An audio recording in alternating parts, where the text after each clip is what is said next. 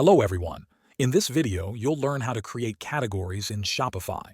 Start by logging in to your Shopify admin. From the main dashboard, look at the menu on the left side of the screen. Click on Products. Under this section, you'll see an option called Collections. Click on that. Now, click on the Create Collection button at the top right corner. You'll be taken to a new page where you can set up your category. Start by entering a title.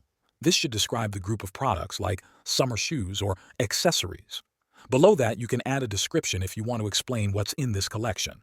This part is optional, but it helps customers understand what they'll find in the category. Scroll down to the Collection Type section. You have two options here, manual and automated. Manual collections let you add products one by one. Automated collections let Shopify add products for you based on rules you create. If you want to choose products yourself, select Manual. If you want products added automatically, choose Automated. For example, if you want all products with the tag T-shirt to be added, you can set that condition here. Once you've added the conditions or left it on Manual, click Save at the bottom right. After saving, you can start adding products if it's a manual collection, or check that your rules are working if it's automated. That's how you create categories or collections in Shopify. Thanks for watching.